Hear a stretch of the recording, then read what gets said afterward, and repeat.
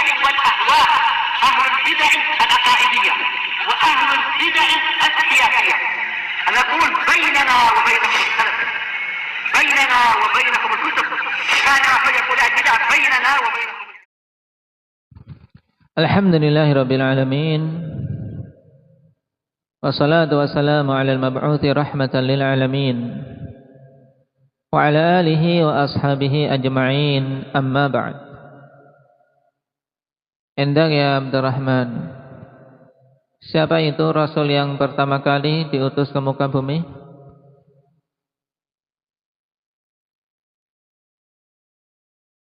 Nabi Adam, Rasul yang pertama kali, Rasul, bukan Nabi, bukan Nabi saja, tapi Rasul yang pertama kali diutus ke muka bumi. Siapa? Indir? Hah? Nah, Nuh alaihi salatu wassalam. Nuh alaihi salatu wassalam. Adapun Nabi yang pertama kali adalah apa? Adam. Kenapa kok dibedakan? Nah, kita katakan Adam itu Nabi, bukan Rasul. Enda Alif.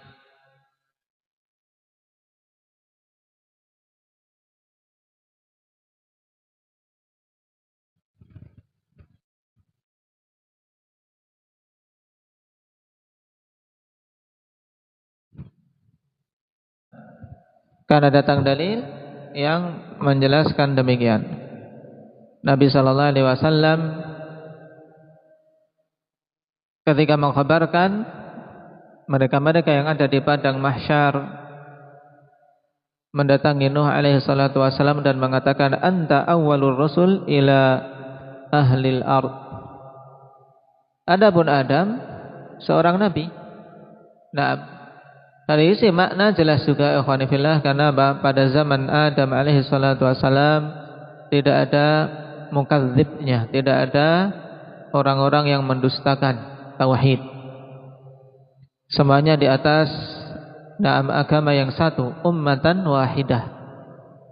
Selama berapa kurun dalam kondisi ini? Sampai diutusnya Nuh alaihi salatu wasalam untuk menyeru dan memperbaharui tauhid. Berapa harian? 10 apa? Generasi. Naam, asyratu qurun. 10 generasi. Baik. Dalil dari Al-Quran yang menunjukkan hal ini, bahwasanya Nuh adalah awwalur rusul indak Muhammad. Dalil dari Al-Quran.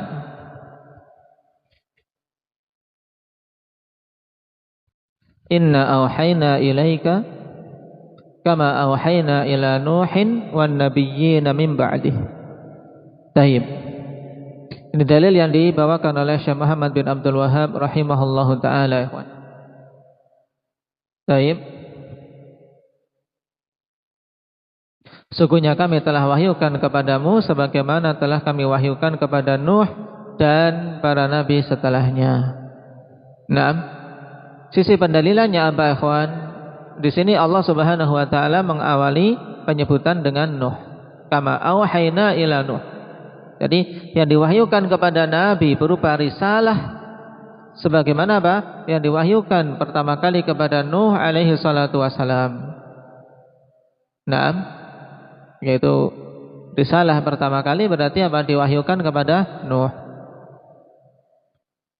Yang diutus pertama kali ke muka bumi untuk menyeru para pelaku kesyirikan di zaman itu agar kembali kepada tauhid.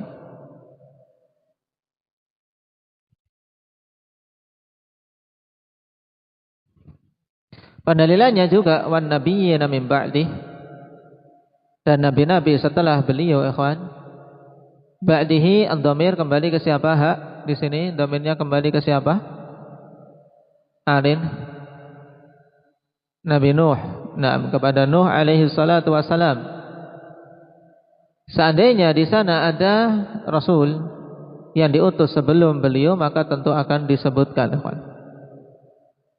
Taib. Ini sisi pendalilan dari ayat. Kemudian Syekh mengatakan wa akhiruhum Muhammadun sallallahu alaihi wasallam, dan akhir dari para rasul tersebut adalah Muhammad sallallahu alaihi wasallam, wa huwa khatamun nabiyyin, dan beliau adalah khatamun nabiyyin. Tayyib, beliau adalah penutup dari para nabi. Dalil untuk perkara ini telah terulang-ulang, yaitu apa?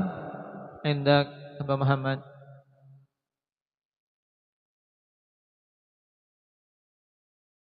Maka Muhammadun aba ahadim min rijalikum walakin Rasulullah wa khataman nabiyyin. Naam. Muhammad itu bukanlah bapak dari salah seorang di antara kalian, akan tapi beliau adalah utusan Allah dan penutup para nabi. Naam, khataman nabiyyin. Yang juga ikhwanifillah bisa diambil dari apa? Nama beliau. Nama beliau yang memiliki makna bahwasanya beliau adalah penutup bagi para nabi. Apa? Indah keridhaan.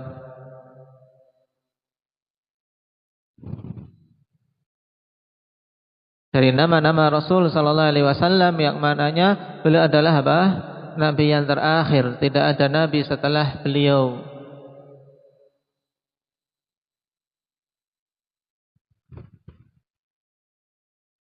Al-Aqib, sebagaimana Nabi sallallahu alaihi wasallam mengatakan wa anal aqib alladzi laisa ba'dahu ahad.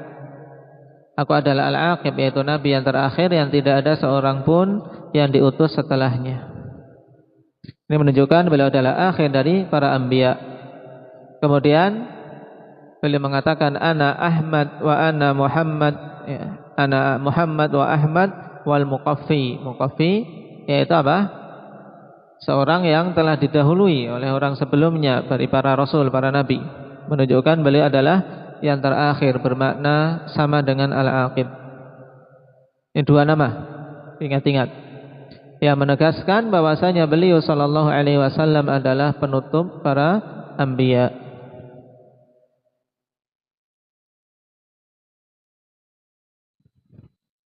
Juga selain ayat yang sharih tadi ya kawan, wa ana khatamun nabiyyin.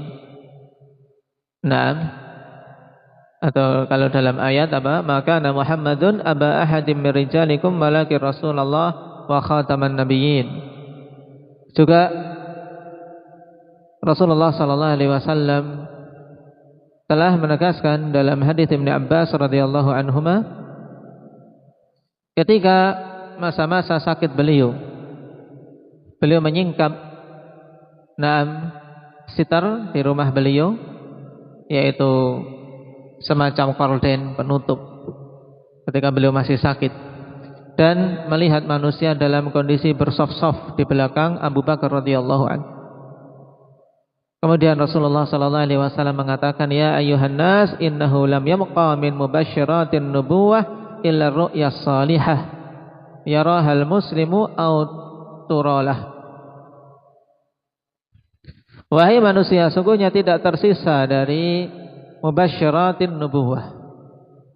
Dari apa? Perkara-perkara yang memberi kabar gembira, ya, dari kabar-kabar gembira kenabian, kecuali mimpi yang saleh, mimpi yang baik, yang bermakna, yang dilihat oleh seorang muslim atau diperlihatkan kepadanya. Nah, Imam Ibnu Abdul Bar rahimahullah ta'ala berdalil dengan hadis yang diriwayatkan oleh Imam Muslim ini, bahwasanya hadis ini semakna dengan ayat tadi. Maka Muhammadun aba ahadim min rijalikum walakin Rasulullah wa khataman nabiyyin. Kenapa? Karena setelah itu berarti sudah tidak ada lagi apa? Tidak ada lagi nubuwah. Setelah Nabi sallallahu alaihi wasallam tidak ada lagi nubuwah. Yang tersisa adalah mimpi-mimpi yang saleh, mimpi-mimpi yang bagus. Naam.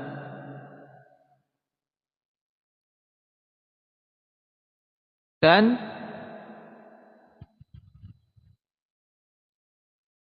makna khatam ikhwan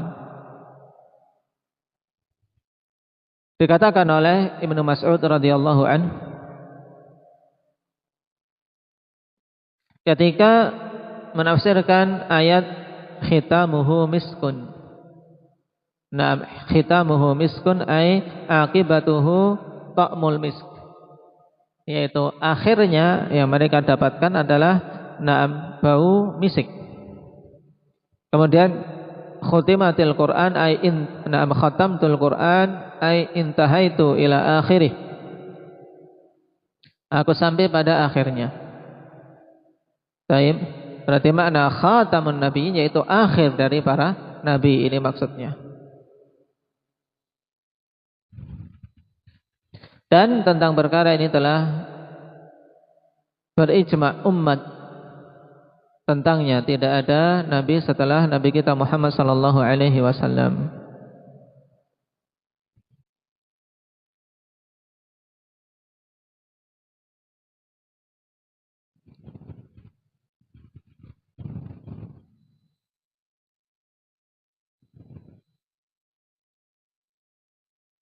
Sehingga siapa saja mengaku-ngaku sebagai nabi setelah wafatnya Rasulullah sallallahu alaihi wasallam, maka dia adalah apa? Kadzdzab. Dia adalah pendusta.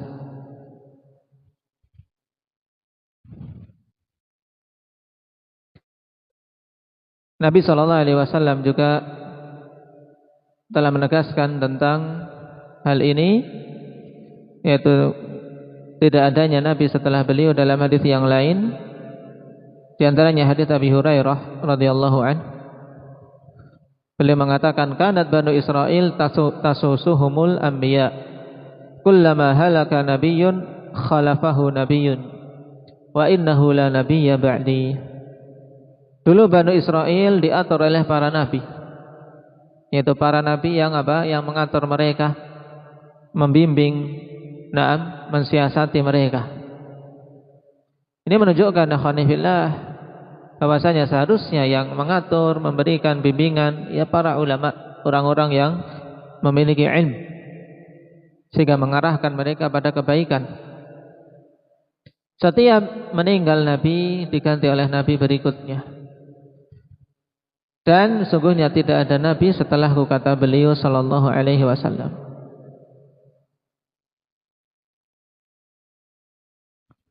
Ya rahimakallah. Juga di antara dalil yang menunjukkan beliau adalah penutup para nabi, yaitu semua dalil-dalil yang memperingatkan kita ikhwan dari apa? Dari pendusta-pendusta yang mengaku sebagai nabi. Naam. Inna baina yaday sa'ah kadzdzabina fahdharuhum.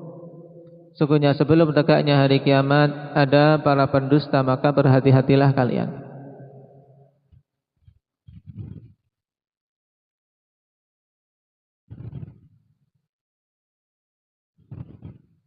Dalam Sahih Bukhari pada Kitabul Fitan dari Abi Hurairah radhiyallahu anhu, Rasulullah sallallahu alaihi wasallam mengatakan, la taqumus sa'ah hatta taqtatila fi'atani 'azimatan takunu bainahuma maqtalatun 'azimah da'watuhuma wahidah wa hatta yub'atha dajjaluna kadzdzabun qaribun min 30 kulluhum yaz'umu annahu Rasulullah. Ini sebelum tegaknya hari kiamat akan muncul ini para pendusta-pendusta yang jumlahnya mendekati 30, semuanya mengaku sebagai Rasulullah. Nah, berita berupa apa? Peringatan-peringatan ini menunjukkan bahwasanya tidak ada lagi Rasul, tidak ada lagi Nabi setelah beliau. Dan dikatakannya wa khataman nabiyyin, ini secara otomatis berarti tidak akan ada Rasul lagi. Berbeda dengan ketika dikatakan wa khatamal mursalin. Kenapa? Karena setiap Rasul mesti nabi, berarti ketika ditutup para nabi tidak akan mungkin ada Rasul. Berbeda dengan seandainya dikatakan wa khatamal mursalin, masih ada kemungkinan ada nabi yang bukan Rasul. Paham? Nah, qala wa kullu ummatin ba'athallahu ilaiha rasulan min Nuhin ila Muhammadin ya'muruhum bi'ibadatillahi wahdah. wa yanhahum 'an ibadatit taghut. Wa dalilu qauluhu ta'ala wa laqad ba'atsna fi kulli ummatin rasulan an i'budullaha wajtanibut taghut.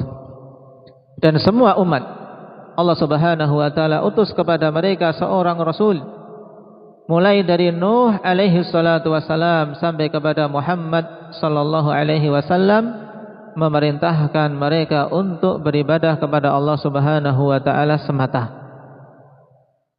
Nah, ini perkara yang sangat jelas, akhwan.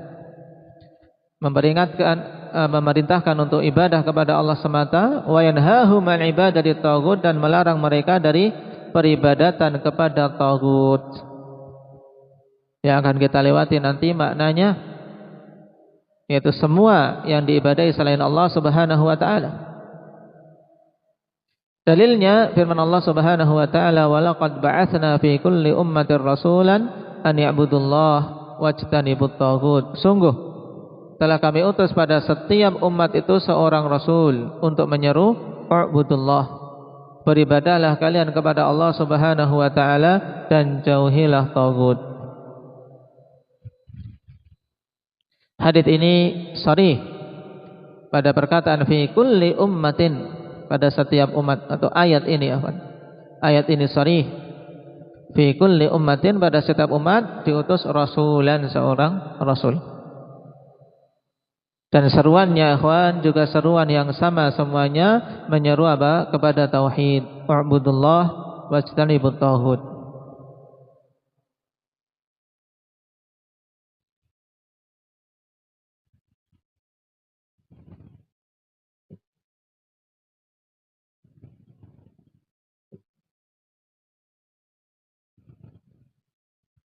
Dan kalau kita perhatikan, perkara ini banyak disebutkan dalam Al-Quran, pada kisah-kisah para Rasul ikhwan. Naam, Allah Subhanahu wa taala kisahkan seruan mereka, "Ubudullah ma lakum min ilahin ghairuh." Nabi Saleh, Nabi Syuaib, "Naam ubudullah ma lakum min ilahin ghairuh." Beribadahlah kalian kepada Allah, tidak ada bagi kalian ilah yang pantas, yang hak untuk disembah kecuali Allah Subhanahu wa taala. Di sini digabungkan seruan kepada tauhid dan peringatan dari syirik. Karena tidak akan mungkin tauhid bisa tegak ikhwan tanpa meninggalkan kesyirikan. Jadi kalau manusia mengatakan seorang yang penting menyeru pada tauhid, seru pada tauhid untuk ibadah pada Allah, tidak akan mungkin bisa terwujud kalau tidak ada peringatan dari kesyirikan-kesyirikan. Nah, oleh karena itulah awal permusuhan yang terjadi antara Nabi kita Muhammad sallallahu alaihi wasallam dengan orang-orang kufar Quraisy, bukan ketika Nabi sallallahu alaihi wasallam menyeru mereka agar beribadah kepada Allah, tidak. Nah, tapi ketika Nabi memperingatkan mereka dari kesyirikan-kesyirikan. Hal ini sebagaimana ditegaskan oleh Syekh Muhammad bin Abdul Wahhab rahimahullahu taala dalam dalam situ dalam 6 pelajaran tentang sirah, judulnya Situ mawadhi' minas sirah. 3 atau 6 tempat berhubungan dengan masalah sirah, di antara yang beliau tekankan di sini bahwasanya awal permusuhan bukan ketika Nabi sallallahu alaihi wasallam menyeru agar mereka beribadah pada Allah. Kenapa? Karena mereka paham, mereka sebelumnya pun banyak yang beribadah pada Allah, tapi mereka tidak memurnikan, tidak mengesahkan Allah dalam ibadah. Mereka beribadah pada Allah juga beribadah pada selain Allah. Nah, ketika Nabi sallallahu alaihi wasallam memperingatkan agar meninggalkan kesyirikan, untuk meninggalkan berhala-berhala, baru mereka bangkit dan menolak. Menolak dengan tegas, memusuhi Rasul sallallahu alaihi wasallam. Baik. Dalam surah awal-awal surat Shad, indak ya Umair,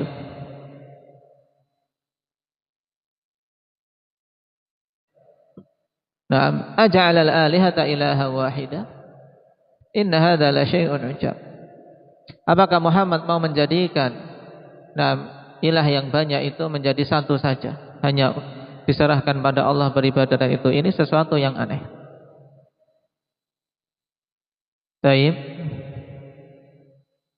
Oleh karena itulah ikhwani fillah, dua perkara ini harus betul-betul kita kita jadikan sebagai pokok dalam dakwah kita, dan pokok perkara yang terus-menerus kita pelajari untuk mengokohkannya agar istiqamah. Naam. Karena tidak boleh seorang kemudian itu sudah biasa, aku terlahirkan dalam keadaan muslim. Ini menunjukkan dia tidak paham tauhid. Naam, menunjukkan tidak paham tauhid kalau sampai merasa aman dari terjatuh dalam kesyirikan.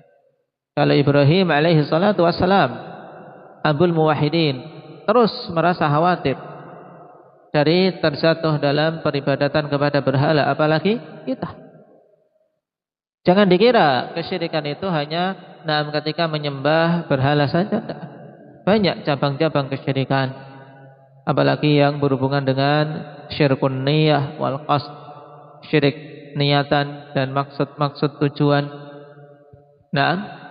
Tujuan-tujuan untuk selain Allah Subhanahu wa taala, tujuan-tujuan untuk mendapatkan pujian manusia, ini syirik. Walaupun tingkatan-tingkatannya berbeda-beda. Ada yang mengeluarkan pelakunya dari Islam, yaitu syirik akbar, kalau sampai yang menjadi landasan semua amalan-amalan dia adalah selain Allah. Inilah orang-orang munafikin, nifak akbar. Jatuh dalam syirik niyah yang akbar. Tapi kalau muncul di tengah-tengah amalan, maka itu baru riya yang hukumnya syirik asghar. Itu pun perkaranya tidak remeh. Karena ketika seorang terus terseret dengan riyanya, ikhwani fillah, maka amalannya tidak akan diterima di sisi Allah Subhanahu wa taala. Adapun pembahasan mengenai taghut, insyaallah kita ambil pada pertemuan berikutnya. Nasallallahu al-afiyata wassalamah.